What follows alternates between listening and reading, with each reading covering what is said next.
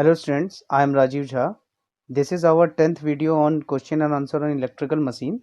In this video, we will talk about droop characteristics of parallel connected alternator. I hope you will like this video. So let's continue.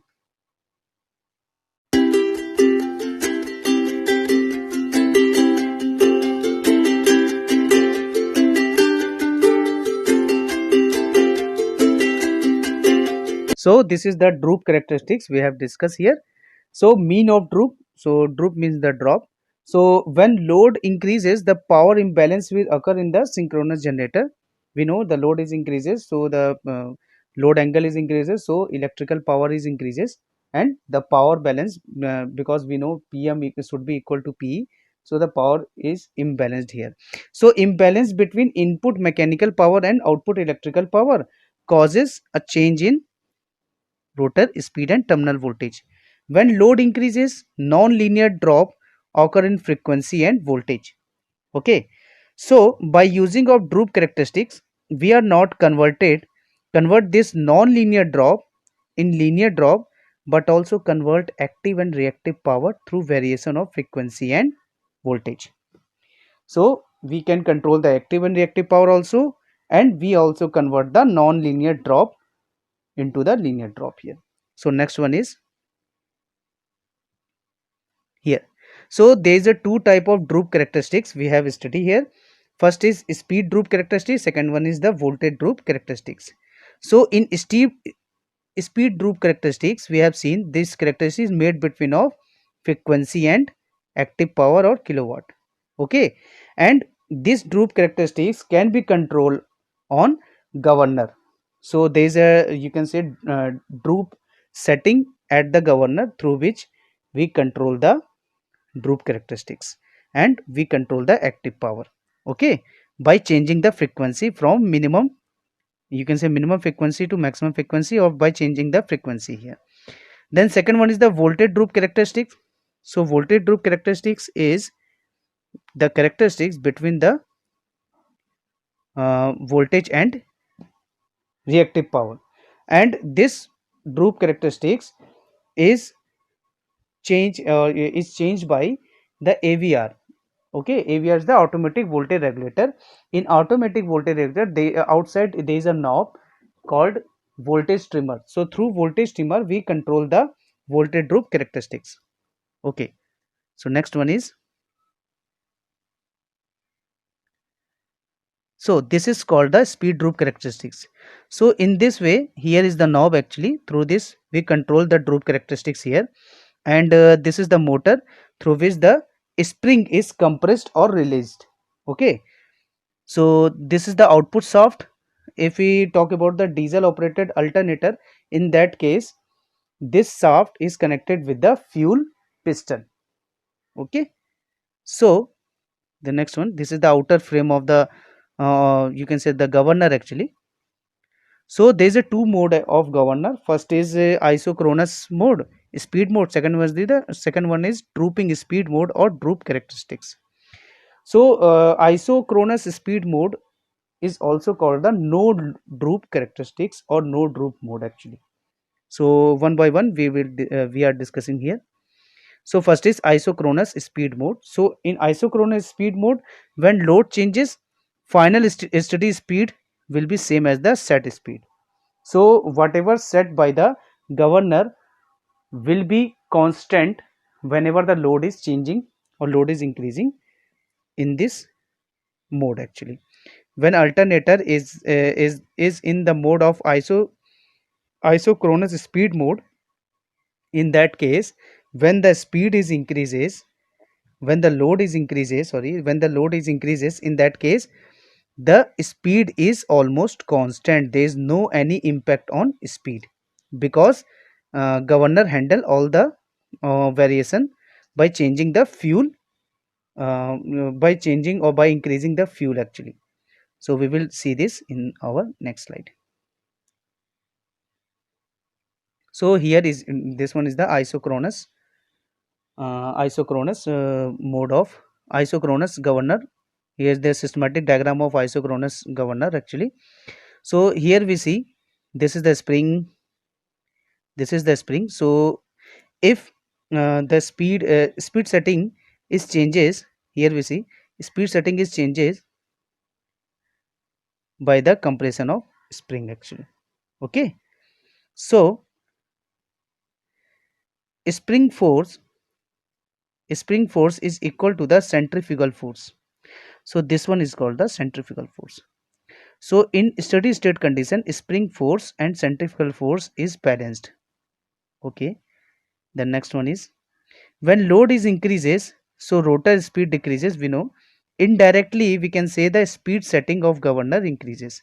So speed setting of governor increases means the spring is more compressed. So spring is more compressed, that means if speed setting increases through the motor, then spring force increases.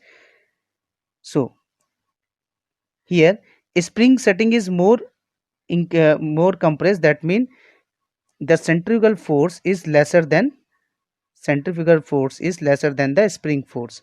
So in that case spring force will be higher. So that's why the pilot valve, this is called the pilot valve actually, this pilot valve move down and oil flow, this is the oil flow from the oil flow to the to move the power pistols. This is the power pistol. So this power pistol rod will increase the fuel actually. So when fuel is increases, in that case we know, because this is the, you can say, diesel operated prime mover actually. So when fuel is increases, so speed of the prime mover will automatically increases. So through that case, through that way we gain it, the alternator, the rotor of the alternator gain its speed as before. Okay, so fuel increases, so speed of the prime mover increases, means rotor speed increases and frequency again will be constant. Okay, so through this way it maintain the frequency constant here. So the next one is mode of governor. Okay, the second mode is drooping speed mode. What happened? So by changing of governor speed, drooping setting will, we can control load sharing of generator. Okay, so relation between frequency and power is P equal to SP FNL minus FSys. Okay, FSys is the system frequency, FNL is the no load frequency, SP is the slope of the drooping characteristics. So that here you see this is the linear, you can say linear relationship between of power and frequency. Okay, so most generator prime mover have a speed droop of 2 to 4%. Here you see the, here you see the droop characteristic. This one is the droop characteristic for the generator 1, and this one is the droop characteristic for generator 2. If you talk about the generator 1, then 0 to 100 it is, and if you talk about the generator 2, then 100 to 0 it move. The kilowatt of power is moving, active power is moving here. So the next one is, so here in this is the schematic diagram of governor where drooping speed made explain here. This diagram is same like a isochronous mode except one, that is this droop lever is. So this is the droop lever actually. This is the droop lever which makes a difference actually. So if no droop setting occur, in that case droop lever without any inclination connected with power pistol rod. Okay, so but when droop setting increases, then this droop lever get inclined like this, like this, like this. Okay, so like previous case of isochronous mode, when load increases, then increase in fuel occurs, so compression of spring reduces. As we know, spring compression means speed droop setting. So through this way we can say droop setting will decrease. So that's why droop characteristics, you have seen actually droop characteristic is inclined or linearly drop here. Okay, so When load increases, so speed decreases. So for particular speed governor, if the load increases, fuel will increases. Increased fuel will reduce spring compression through droop links. Due to reduction of spring compression, speed setting will reduce. After increase in fuel, steady speed will lower than before. This droop in speed after increase in load define the droop characteristics. So through this way we understand this droop actually. So this is the parallel operation when both generators are in drooping speed mode. Okay, so here we know we connect the two generator, two alternator in a parallel mode. So we will have to, if we both generator have a drooping speed mode or both generator have a drooping speed characteristics, so intersection point gives the share of load and bus bar frequency. It is also the only point with a common frequency. Actually, this is the common frequency. So this frequency is called the system frequency here. Okay, and in this frequency, through this frequency, we know the generator 1 have bear this active load, or you can say the generator 1 have supply this active load, and generator 2 is supply this active load. So stability of the system increases because when we increase or decrease load, or you can say the when sharing of when the you can say there is some of when some of the you can say external mean, through the external mean, if the uh, variation occur, in that case it is automatically comes to its initial, or you can say the intersecting point. Either an engineer goes and change the droop setting. Okay, in that case also, in that case only, the you can say the load is not set on this intersecting point. Okay, so the next one is so we can say actually the stability of the system increases when we use the true droop settings. Here we see,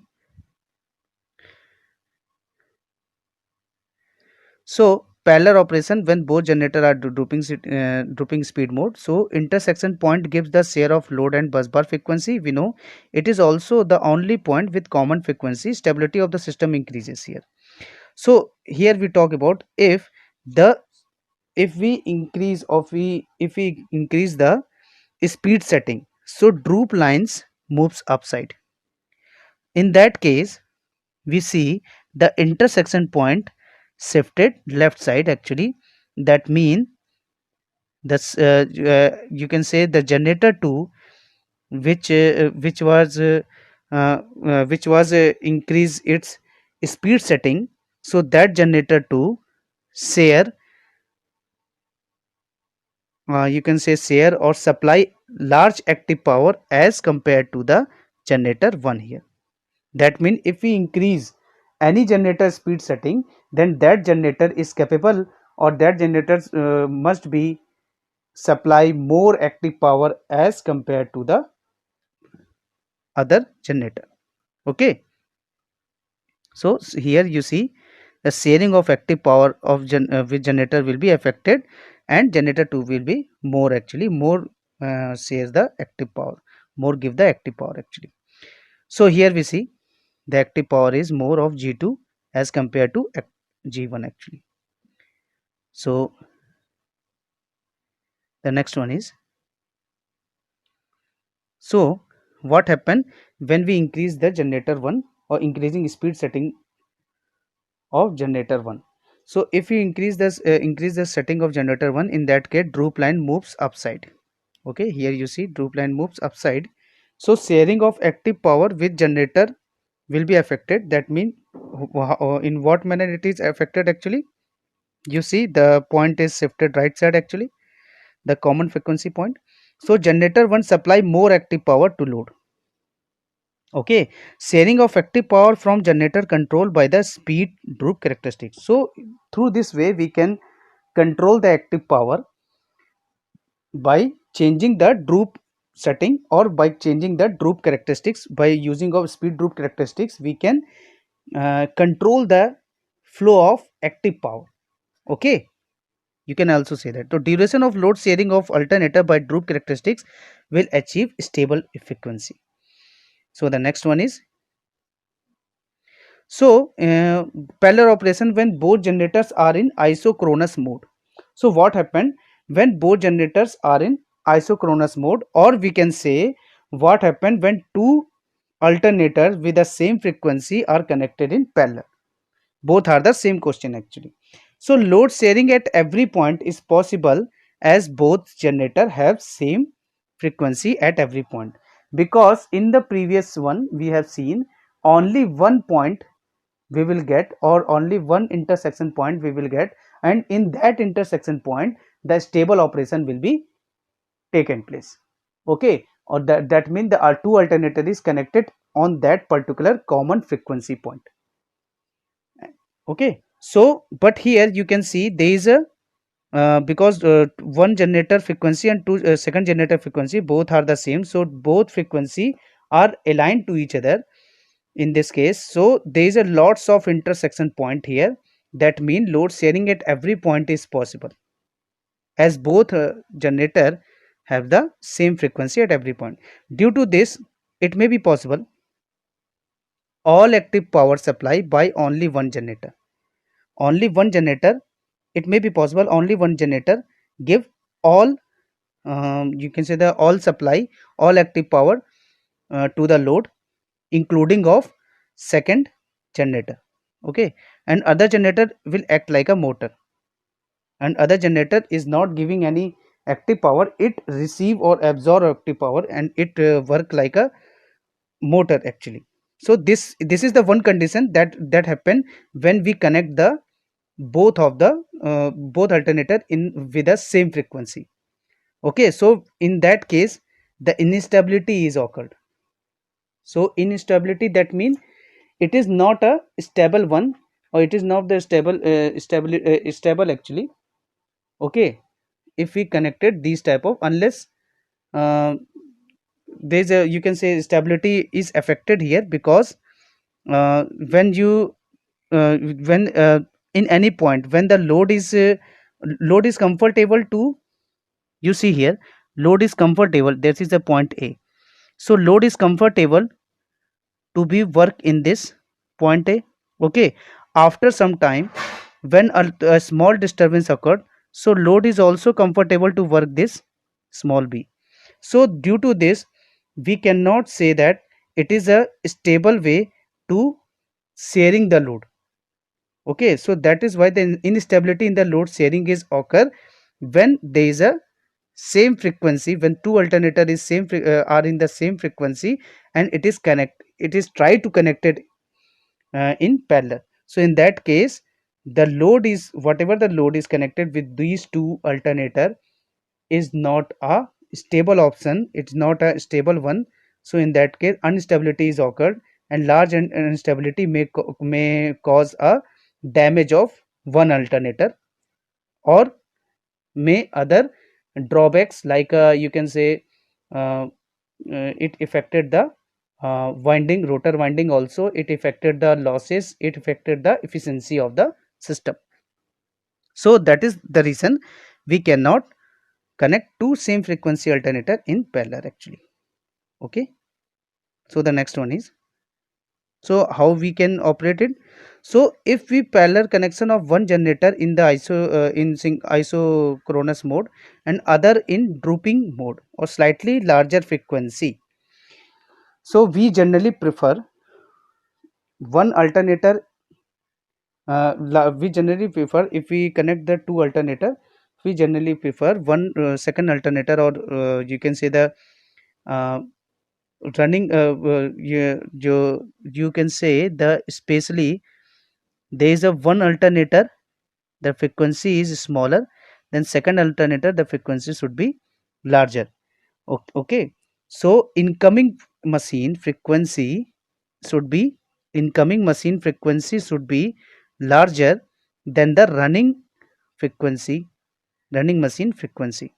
So this is what I want.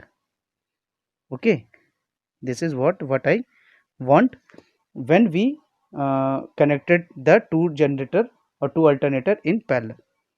So let's see, when we do this, then a single point, single and intersection point we will get here. So we can say the stability we will get a, to remove this instability, at least we must keep one generator with a droop. After doing this, we will get a stable common operating frequency.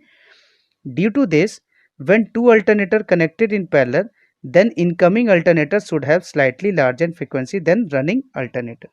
Okay, so this is way you will get a you can say the operating frequency or one intersection point.